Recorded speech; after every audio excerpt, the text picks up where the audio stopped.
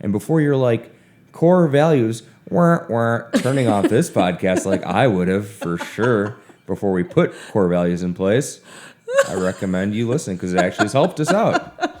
Hello, everyone. Welcome back to the Fire Ready Aim podcast. I'm Jonathan Cowan, and this is my wife, Brianna. And today we're talking about why having and sticking to your core values matters, plus a simple way to figure out yours. And before you're like, core values, turning off this podcast like I would have for sure before we put core values in place, I recommend you listen because it actually has helped us out. That's great. Thank you for the pity laughs. Aw, that's right. I would Would have you turned this agree off with me, too. though? No, 100%. Yeah, because it honestly, Nobody skips through that stuff faster than us. Yeah, absolutely. But we were forced to do this, and now we're thankful that we were. Yeah, and it really took an outside party to finally say, yeah, get it done. And we did it. With guidance, it wasn't as hard as I thought it would be. Yeah. Because I think we're more like straightforward people, like black or white sometimes, where core values is definitely very rainbow. Yes. You know, very exciting and Yes. colorful and cool. And it's kind of like that thing, like that chore that you put off for like 3 years, and then you do it. It takes 15 minutes. Maybe not that equivalency. Don't we all know? But it actually is simpler than you think, and it has a more profound impact than you think. So it's a good thing. Absolutely. And if I go back to like thinking about like probably why I didn't care about core values, it's because our company was so small. Exactly. We had like 6 people working and Yeah. us too. So it was like, core values, they can just ask me. I'll be right next to them because I work 100 hours a week. It's the core point? values are work harder, Yeah. be faster, and don't make me lose money.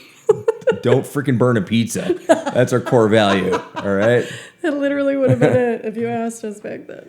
So anyways, let's get into this. So, Brianna, how do you define core values? So glad you asked. Yeah. Now, how other people define core values, I think, is less kind of like mushy-gushy, meaningless garbage. And it is more of a decision filter. So it's one of those things that once you have defined them, you or anybody else in your company should be able to figure out how to make the right decision through that lens. So, for example, we'll talk about this later, but if you have a core value like integrity, and it's a really like it is of high importance for you to have, like the utmost integrity, how you might approach something would be very different than, another company. You would approach it completely differently. So it's just a decision filter to get kind of the best decisions out of everyone and make it faster. Because as a founder, you are not always going to be there. And this is a good way to kind of infuse your thinking into the company without you being there. So, Absolutely. yeah, it's a North Star. It's a guiding light. Guiding light. Yes. Absolutely. And if that Where's isn't baby mushy Jesus? enough. No. Yeah. Well, fantastic. Well, unfiltered. What were your thoughts on core values before we had them? I guess we already answered that. Yeah, we did. I feel Thanks like for skipping around. I'm sorry. Just got so excited about number 2 on the list. Anything to add, Jonathan? Any more thoughts you had? No, I'm sorry. You already heard Major that. wah. Honestly, I will be honest, and like if you're in the same boat right now, do not be ashamed. I remember being so freaking frustrated because it was like, okay, you need a mission, you need a vision, you need a brand promise, you need core values. I was like, what the hell is all of that? And what is the freaking difference between all of it? And I really thought, like, that's for the Coca-Colas of the world that have, like, an HR person that needs to justify their high salary, so they're just, like, making shit up. That's what I thought it was. So that's my answer. Yeah, and you already heard mine. No, I like, that was way too, exciting for me, Yeah, that's too much. In those days when, we were just trying to get through the day each day. It was And like so, literally above our pay grade at that point. I remember reading about core values. I believe it was E-Myth Revisited by Michael Gerber. And I was on a train out to visit my dad in Montana and reading all the stuff in that book on like how to systemize and core values. I believe it's that book at least, you know. And I started being like, oh, that's great, but Not for me. honestly, if we're coming up with core values, I know Brianna would be more the wordsmith behind coming up with the words to. Yes. But you know, we'll get to other thoughts about how you realize them later. But Totally. yeah. Totally. So number 3, the best definition of a core value we've found. Yeah, so Patrick Lencioni has a book, and then he also wrote an article about making your core values mean something. And that was the first time kind of the idea of core values really like resonated with me. He kind of defines values as like 4 different types. So there are core values, which are truly like core to you. They are unique to you. You already have them. You just need to unearth them. They're not something that you pull out of a hat and go like, this is nice. This sounds good. Like you already have them. So that was kind of encouraging when we found that out, that it wasn't this like process, to find this big pie in the sky word to apply to ourselves. It was like, oh, we already have it. We're already displaying these behaviors, attitudes, beliefs. We just haven't necessarily named them yet. Yeah. Yeah. Do we want to stop him? Don't come any further. This is called bad pod. Wasn't good preparation keeping him in. And usually he just sleeps all day and now he wants to walk around. And since some people don't see what's going on, you have to explain there's a little what's dog. happening. There's a little dog down here and he's investigating every corner of our office. Honestly, You might hear the click-clack of his nails. this is a real podcast. We're not pausing. Yeah, Let's keep going. Stay He's just here. going to sleep on the ground next to us. So, Chill out. anyways, we'll get back on topic. All right, we will. Okay. So, Okay, so core values. Yeah. That's like the main one. But the other ones, do you want me to go over those? yeah, go ahead. Sure. So the other ones are like completely pointless. They're meaningless if you have these as your core values, or if you were going to make them your core values, don't. It's freaking pointless. So the first one being aspirational values. So it's just a wish. Like, I wish I had integrity, but frankly, I'm a thief, so I cannot have that in my core values. So it's something you aspire to, but it isn't necessarily something that's like within you. Yeah. Anything you'd add? I own a hedge fund. Integrity is my core value. Kind They of like all that. say that. Yeah. They all say that. Let him out. He needs to go. Go, dog. Go outside. Not being a good neighbor here. Okay. And then second one, permission to play. So that one is just like the bare minimum. Like if you're saying don't be a jerk. Well, yeah, like I get it. How much more extreme can you be? Or like, we respect women. Like, perfect. Thank you. That is the bare minimum. We should, right? We should. Last time I checked. That's what I checked. But I appreciate it. So it's just kind of, and those are like the platitudes, like the things that you see plastered on the wall, like trust, respect, integrity. Like you can feel it. Yeah. All the corny pictures, stock photos that have a word like that that sit on walls. That's a good point. Yes, Yeah. there's like full memes made of those. And those are the ones we've all like rolled our eyes at. Absolutely. They're the worst. Try getting a team of people behind those, You can't. especially when they come from just what you should be already. Yeah. And now Okay. put like 15 of those together and be like, this is what's important to us. It's like, oh my God. Yeah, now nothing matters. Nothing matters. So that's permission to play. And then accidental is an interesting one. Sometimes, there are companies, like we were just talking about Crumble cookie the other day. And I'm like, my God, Was that 800? It was 900 stores in 6 years. So the likelihood that like accidentally something has plopped into their culture is pretty good because they've been growing so fast. There's lots of companies like that, tech startups and whatever, where they don't mean, they weren't intentional about kind of creating those core values or discovering them. And so they kind of had some that were created maybe just by the employees that happened to be there at the time, and they were accidental. And they've stuck around, but they're not necessarily good for the company or, you know, good for the people that work there anymore. So those are the 4 distinct ones. I was just really encouraged that core values are something that you already have. So don't worry about, you know, making it up. You already have them. You just need to figure out what they are. Search for them and find them. Yes. Absolutely. All right, well, our next thing is core value myths. Yeah. So the number one myth that we've heard along the way is I don't have core values. And I think because there's people like us, like we didn't think we did because it was like, well, yeah, integrity is like, duh. You know, it's common sense. Like, you know, being a good human is duh. Like those are all common sense things. So when you're thinking of core values in that way, it's easy. Thank you, darling. It's easy to just think that, you know, I don't have those core values. But really, it is just a discovery process to get to your specific and unique core values. I would say if we had core values, like me personally back then, it probably would have been something along the lines of like work really hard and then post pity posts on Facebook and hope people would care about such a bad life I have.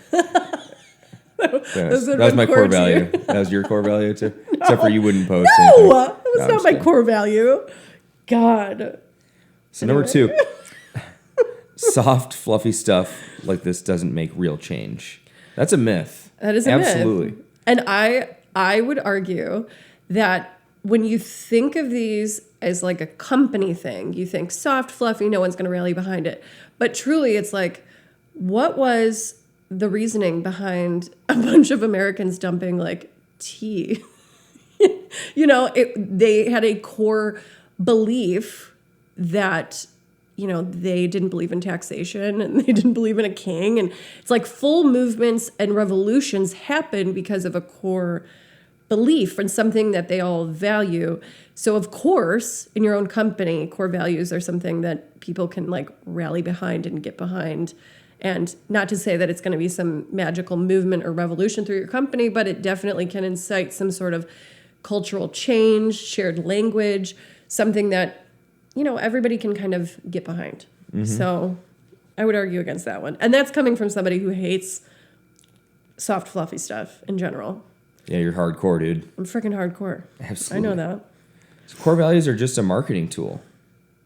Yeah, this is also what I thought, because a lot of people do put things on their website. Front thing of their website. Yeah, like again, we'll go back to like integrity. It's like, I get it. You plastered integrity on your website 5 times, financial advisor. Like, you're not going to steal my cash, maybe? But a lot of people do kind of use them as a marketing tool. Like I said in the beginning, I do think it's more of like a North Star for you and your employees, more of a decision filter. Of course, it can apply to like the product, and it's going to extend to how your customers are treated. But we use it much more internally, I would say, than externally. Just in how we have a platform where people, employees give each other compliments and they backslap. Yeah. And one thing you do is hashtag Scrappy. Yeah. You know, because when we, have an issue in our company and we run into hard things, like we go cater off site in bad weather sometimes. Sometimes you just have to pull something together, and hashtag Scrappy. Yeah. But you see those pop up all the time in that platform. Yep. Exactly. So for us, it's much more internal than external. Yeah. So number 4, core values are just common sense. Yeah. And I would disagree with you. I believed in common sense at one time, maybe when I was like 7. And then by the time I turned 8, I was like, nobody has common sense. But now I also know that you have to, like, there are studies that have been done that you have to repeat things at least 7 times before someone hears you 1 time. So if you aren't sick of hearing yourself say it, you probably haven't said it enough and people probably aren't hearing you. So there isn't really anything that's common sense. Like if they are your core values, they're unique to you. You need to kind of preach them over and over again for them to even be heard. There's no common sense. And if you have new employees ever, if you have any turnover ever, now you have, more of a complicated time because you've already preached to this choir. You have a brand new choir coming in that hasn't heard anything. So now you have to continue that cycle. So yeah, core values are not common sense because they're core to you. They can't be. Absolutely. All right, moving on. So number 5, our core values and our core value story. Let's talk about it. So I kind of went into Scrappy a little bit. Yeah. Is there anything you'd like to add to the Scrappy one? Scrappy, I would say, was our kind of like origin story. The one core value that we probably knew before we officially put pen to paper and decided on our core values. It was very much like a word we would use when we were working. Oh, you were so scrappy, or I had to be so scrappy doing this. And it was like a point of pride in our company if people could just like get it done with what they had. Mostly because we didn't have stuff. So we were really proud of the fact that we could get stuff done without having the thing to make it easy. And so that was kind of... For years, it was a really poorly set up kitchen at our Orland Park location. Yeah. Yeah. Anyway, yeah. Cool story, great. Bro. For another example of great pod. I better get a bad review just for that. Just another zinger from John. Keep them coming. No, second one. Batteries included. So in our company, it was always the worst when we had a new hire, and you literally had to tell them like, "All right, come with me. All right, move. Come on." They like couldn't keep up with it, and you're like, now we know. We never had a word behind that. Yes. But our core values gave us that opportunity to have a word or a phrase, which is batteries included. Yep. So that's something I hear all the time from our team. Like, oh, yeah, this person, they're going to work out. Their batteries included. Yes. And that was another one that we definitely discovered. We didn't have a word for it. We called it like sense of urgency, kind of. That's like a buzzword in restaurants. But I remember the line between me liking you as an employee and not liking you was if we had downtime, if you swept or not. That was literally it. If you stood around when we were slow and you didn't sweep, like, oh, you grit on my nerves. But if the person picked up the broom and just started sweeping, I'm like, man, they're good people. That was like my definition of a good employee back then. But that just goes to show you that now in every level of role and job that we've had a definition of like, what does batteries included look like at the line cook level? What does it look like, at a director level? It's still the same core value to us. It's always lived and existed. We just didn't have the verbiage for it. Absolutely. Thank God we do now. But I'm literally like about to curl up in a ball with PTSD from thinking of that's what I used to be worried about when we had no customers and no business. Oh my God. And then we're just watching would this person sweep? Because we would be doing it too. So it'd be like why we would want to see somebody sweep when we were not busy at all is because we were doing something. Yes. Yes. Mm-hmm. So our next core value is we don't take our work. I'm sorry. Well, that's the next one. I'm sorry. We take our work seriously. Kind of like this podcast tonight. Welcome on board. One of our core values is we don't take our work seriously. How do you feel about that? That'd be a restaurant I don't want to go to. No. Oh my God. No, that's good. No, we take our work seriously. This one has a lot to do with just like excellence. We gave it this specific wording because of the next one. They kind of pair together. But it really is all about like having an excellence reflex, wanting to take things to the next level, kind of being innovative, like in whatever position you do, you care about it a little bit more deeply, you're passionate about the thing, and you want to do better. That's what this core value is all about. So it's so cool. It's a filter for making decisions on who's in the right seats in your company. Mm-hmm. I just think about like, oh man, there's some seats that I've been over the years where I'm a core value mismatch for that seat. Mm-hmm. Even me as the owner, as the founder of the company, sometimes you need to be fired from that, So 100%. That's a good point. That. Yeah. All right, number 4. We take ourselves... No, I'm just kidding. We don't take ourselves too seriously. Yeah, and I think this one kind of replaces the like quintessential like, we're fun when you know everyone hates their, Yeah. their jobs. Absolutely. But we do take our work seriously. So there are moments of like, buckle down. Like, we are here to work and like provide a service and provide a good product and those things. But we do have fun while we're doing it. I think if you've seen any of our social, like, and this is another one that has just been a through line because we would work 16-hour days. And honestly, most of the time, end to end, we were having a lot of fun. Like, we would open up and we'd be having fun. Midday, we'd be having fun. And even closing, like after an obnoxiously long day, as a team, we were still having fun and kind of like joking around. And so that's what this one is all about. Absolutely. We knew people that didn't have that. It's just like, oh, Yeah, they were like don't miserable fit. to work alongside. Yeah, these are those people.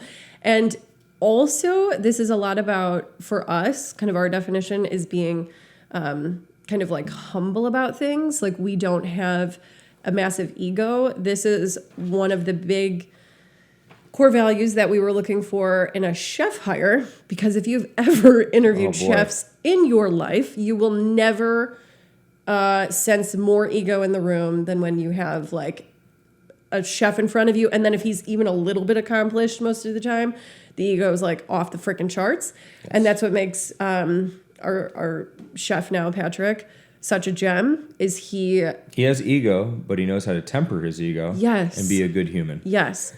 And I remember in his first interview, he was talking about, this is one of the things we loved about him so much. He's talking about how he sprinkles Parmesan cheese on things. And every time he does, he goes, son of a bitch.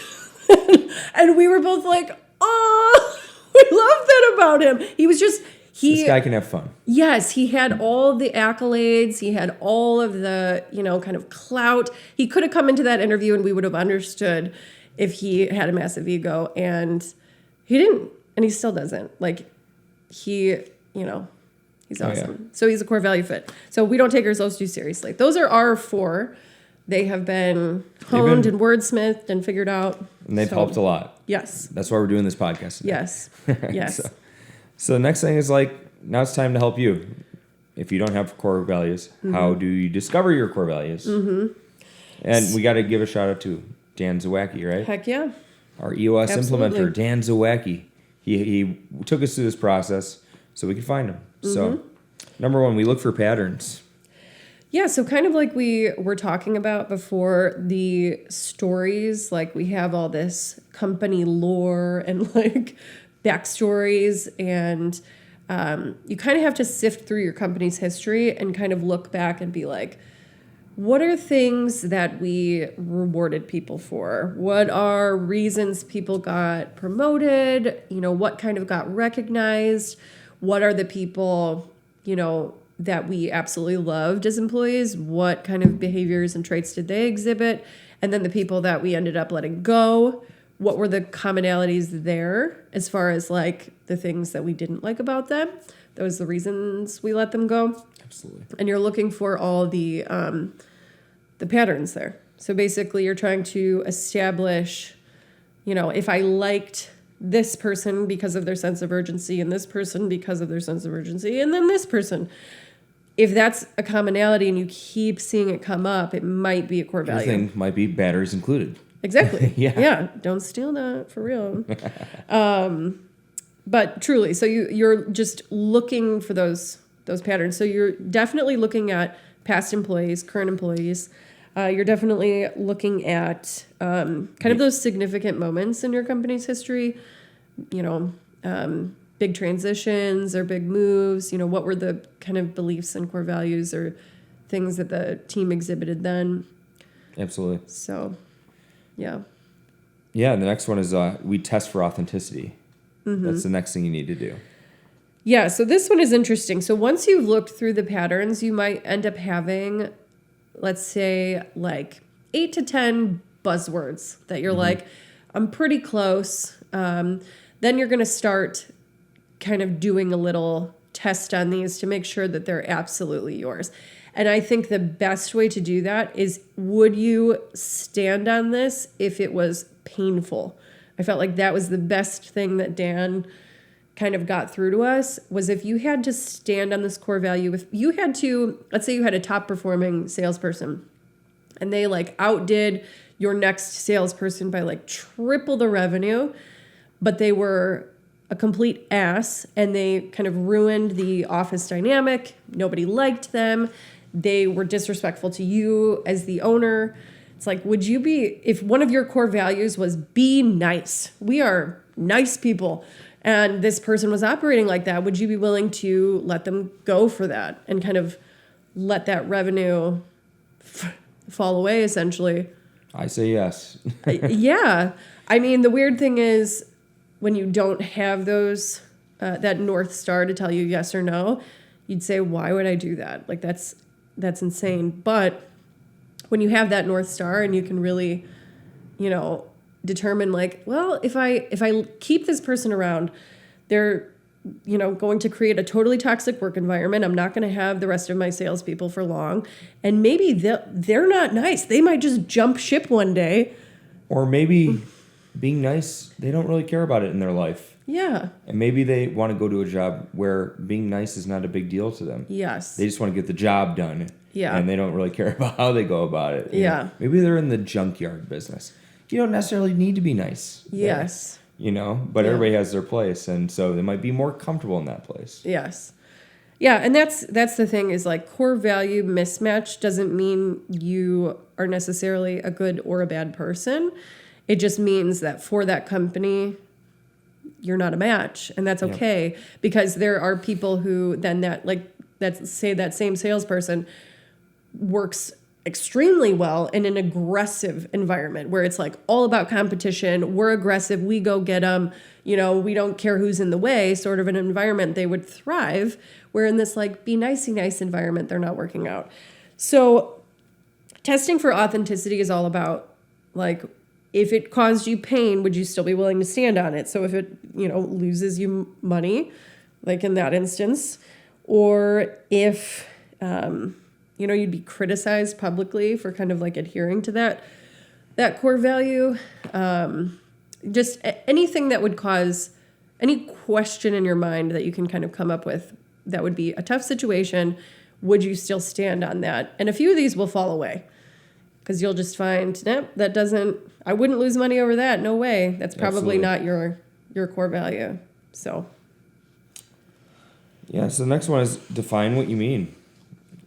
So for this is kind of an interesting one that we recently had to go through. So we created our core values, and then we made each one of those words. I mean, scrappy is another word essentially for resourceful. So we wanted to make those words sticky so they were easier to remember, just kind of like roll off the tongue phrases. And so we wordsmithed all of those to make sure that they were a little bit more memorable. That's what I mean by sticky. So I would define your core values by making them sticky and easy to remember. But and that just makes it easier to pass down. But you also need to create like an isn't statement for each core value. Mm-hmm. So what do I mean by scrappy? What it is and what it isn't. Scrappy was one in particular that we had a little bit of a definition crisis for a minute because people were taking it as we'll go out and get it done, of course. But they were kind of allowing themselves to be unprepared for things and making up for it by being resourceful. We're scrappy. We made our own tornado, but we're scrappy. Exactly. Like we made this fire, but we put it out. Absolutely. And it's like, well, that wasn't the place for it. So we redefined what it meant. We literally put a few bullet points. We put 3 or 4 bullet points between or beneath each of these core values to really suss out what we mean. Because one word isn't going to give, it's going to be sticky, it's going to be easy to pass down, but one word is not going to give people the full scope of what you mean. Also, scrappy, in our definition of scrappy, is being resilient and pushing through when things get tough. So that might be totally lost on somebody who just hears scrappy. Like they literally might just mean we're always running around with our, like hands in the air, wondering what to do, and then we get it done. No, like that's not exactly what I mean. So being very clear about what you mean for each of your core values, defining those, being intentional about it is just as important, I think, as discovering them. Mm-hmm. So the last thing is infuse them into your company. Yeah, and I think this is where kind of the platitudes come up and why people hate the idea of core values and resent the idea of sitting down and actually doing them is this part is lost. So if you do all the hard work, right, like why not then make sure it gets passed into your company? Yeah. So when you have a platitude type core value, and let's say it's like, oh yeah, we work hard, and then you're getting written up for, see, you didn't work hard like the core value, but he's like, yeah, but Jim over there, Tim, they all don't work hard either. What the heck? There's actually more likely a deeper, undiscovered core value, which why you're angry with that person. Mm-hmm. But since you haven't taken the time to get your core value, you can't bring it to them. Yes. And I think if you only pull them out at an instant like that, like let's say you put them on the wall, you don't talk about them at all year, nobody actually reads them, but they're posted and maybe they got them in orientation, and then you decide to like let someone go over that, that's going to cause a lot of resentment in your company.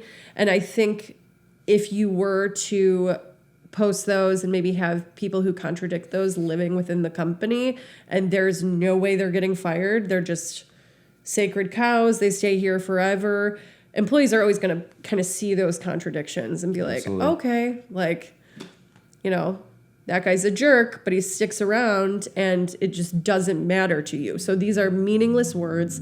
And what else, then as an employee, what I would think is what else just doesn't matter? Like, what else are you expecting me to do that's irrelevant?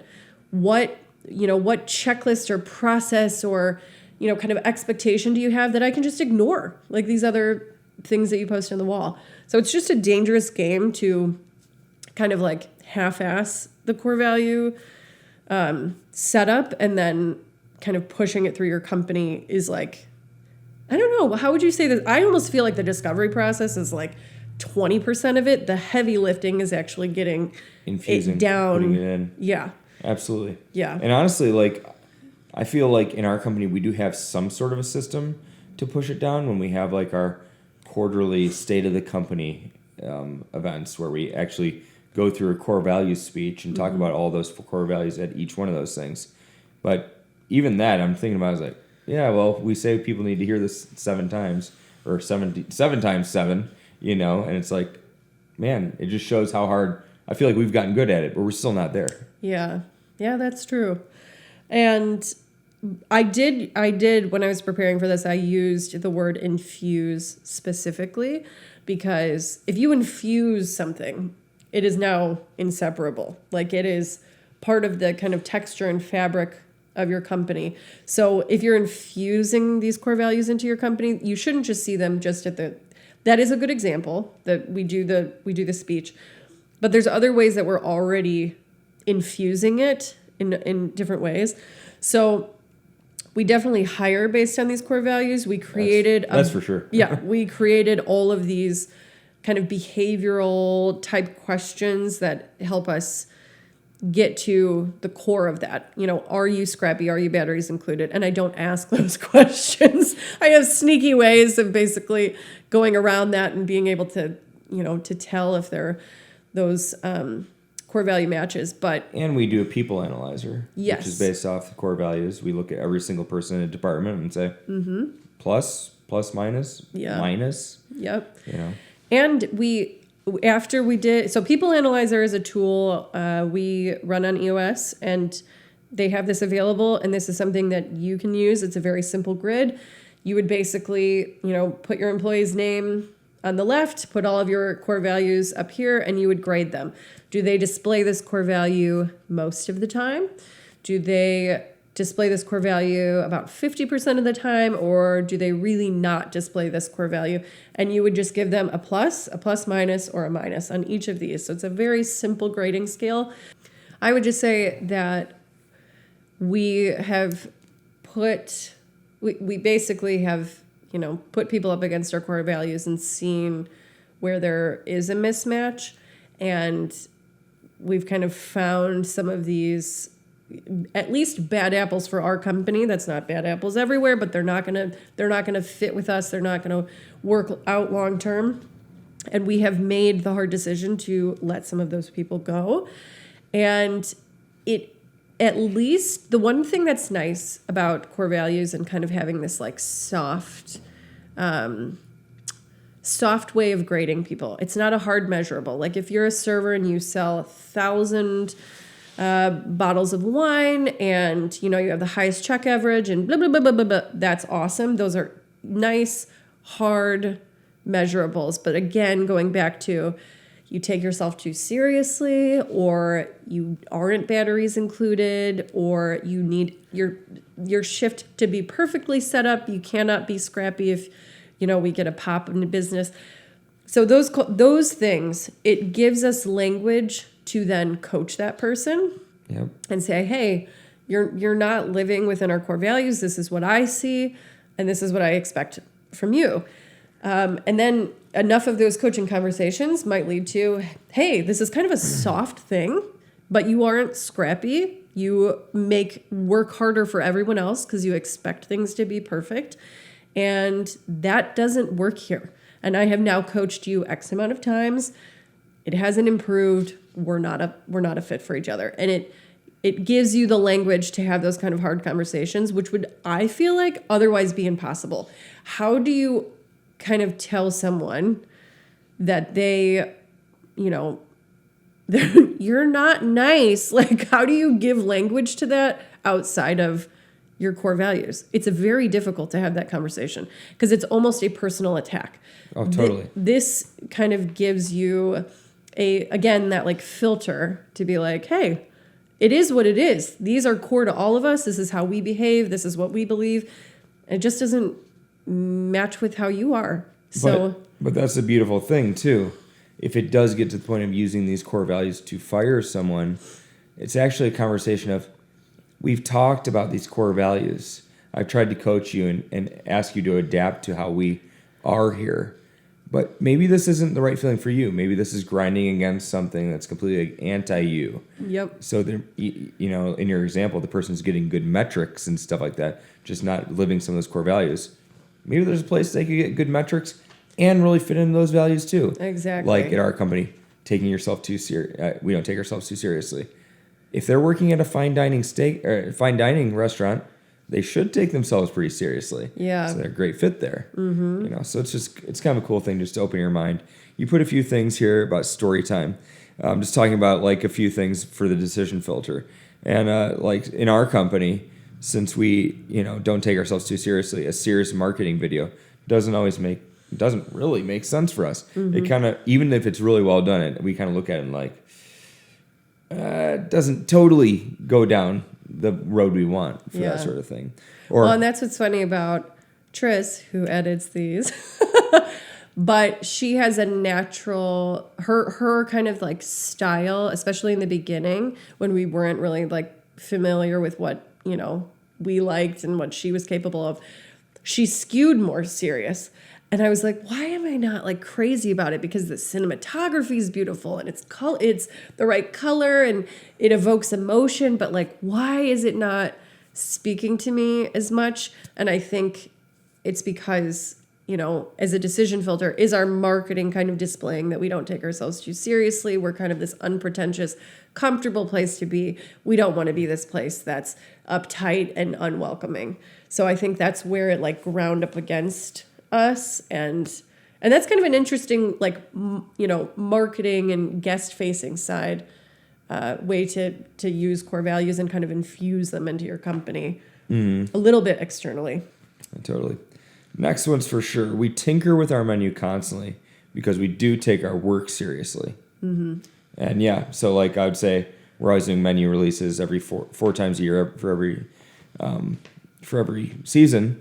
And I can think of times when during our menu tasting process where I'm just like, that dish is good, but I don't know how to tell Chef Patrick. Like, it's not amazing. Yeah. But he totally he takes his work seriously because I remember one night he's like, right before the tasting party we had, he looks at me, he's like, John, you got to try this mushroom dish.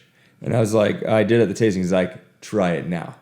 And I remember tasting, I was like, oh, wow. It was like perfect at that point. It was really cool. You sound like you need to clear your throat. I think I'm losing my voice right now. Mid-podcast. Really? Yeah. Mid-podcast? Yeah.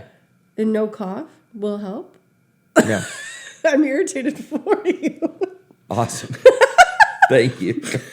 I feel like you walked outside, you walked in, you have a different voice. There you go. Maybe that helps. Maybe not. No, Maybe not. So, next one is follow me slowly to my office for an interview. This one is one of the ones that we had way back when.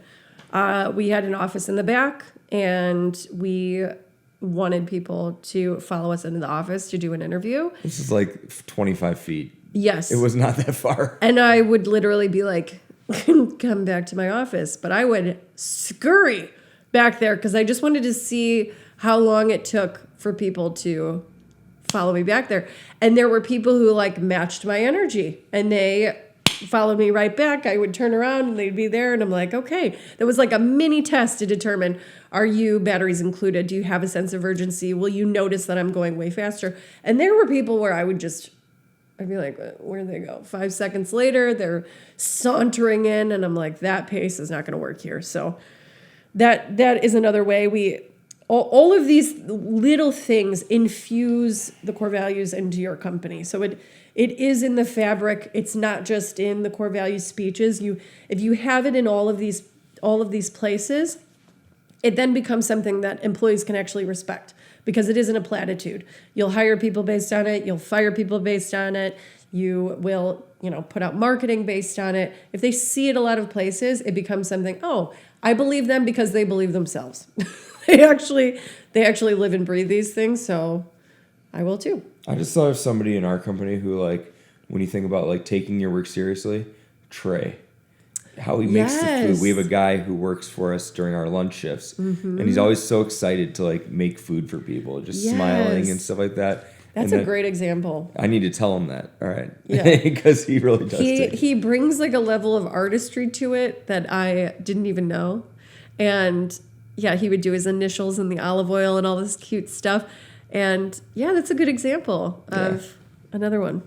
So these are where core values go wrong. And we actually were prepping for this podcast at Starbucks today, only because Folklore Coffee in Lamont was not open at this time of day. I know. It was and trash. Honestly, we would have been such in a better place at Folklore. Yes, 100%. Because Starbucks has gone away from some core things to that company. I don't know what their core values are, but tell me, Bree, you're saying something about what's his name, Howard Schultz. Yeah. About one of the things he wanted to do. What do you want to make Starbucks in the beginning? So my best friend Brittany was one of the youngest general managers in Starbucks history at the time.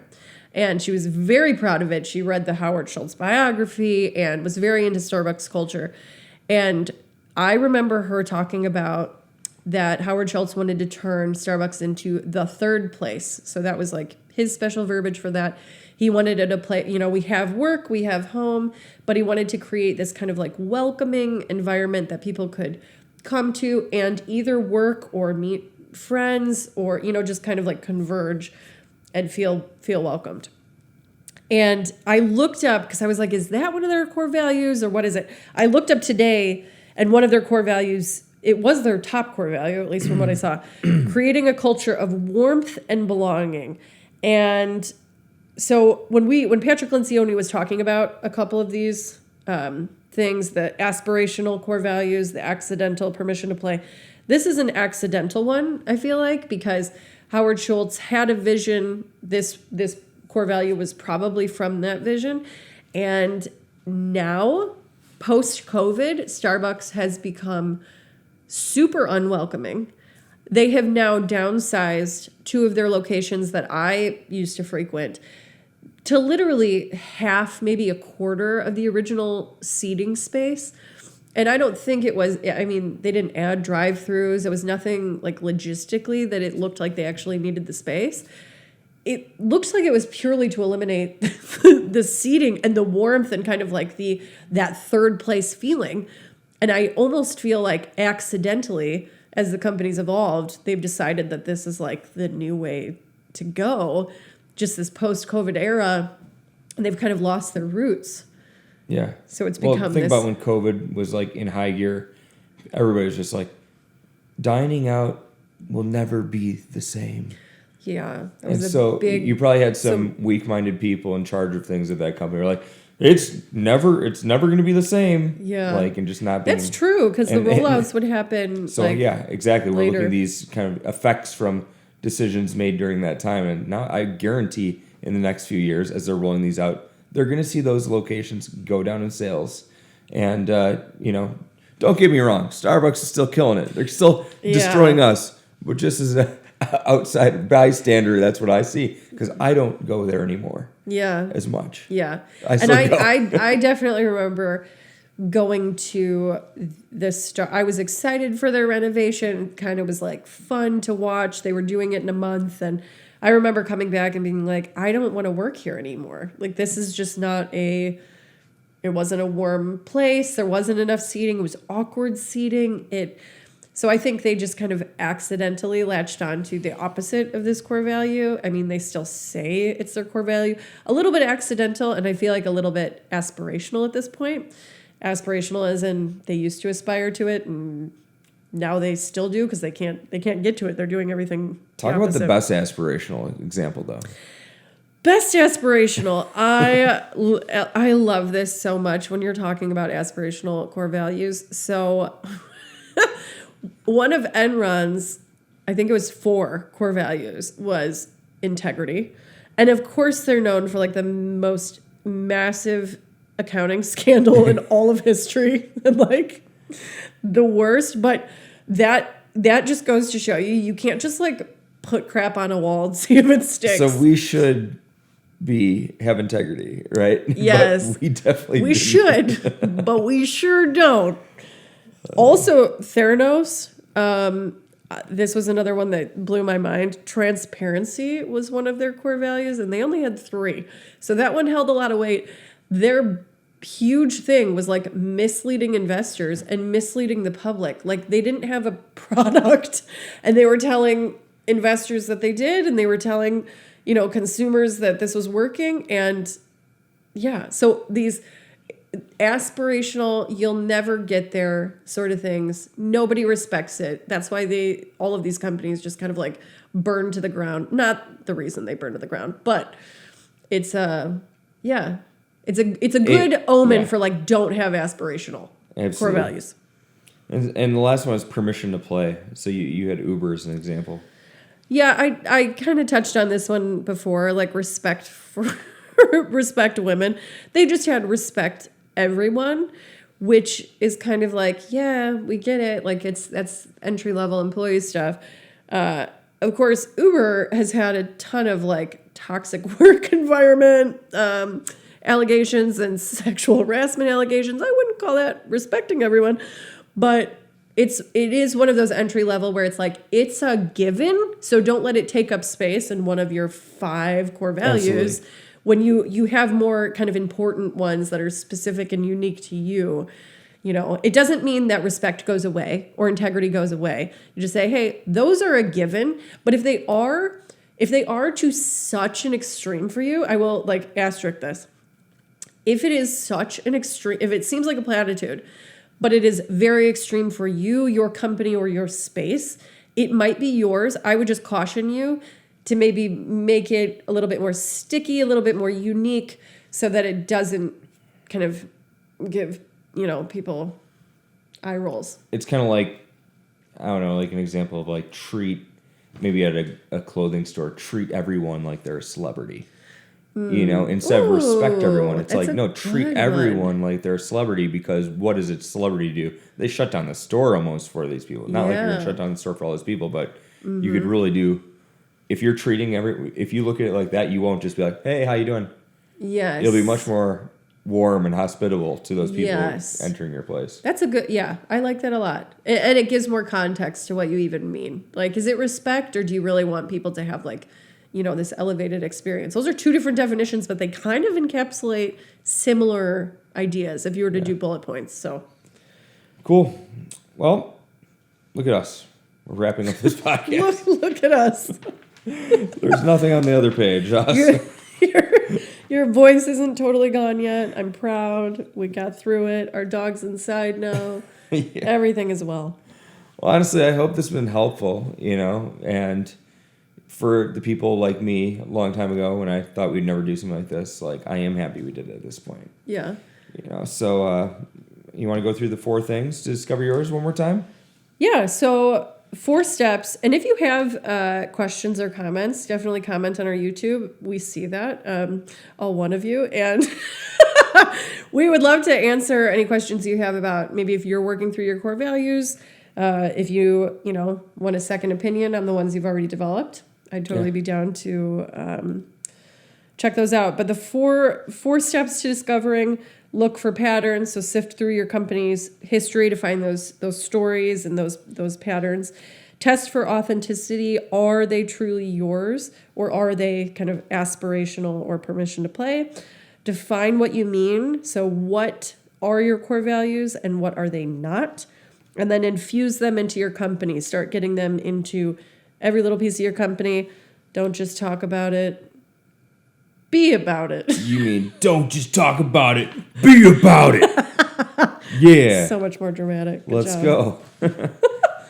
So that's it. Well, that's it. Well, again, thank you all for tuning into our podcast. We will remember next time not to have the dog in the office. We've learned when our we lesson. Start recording. Yep. That sucked.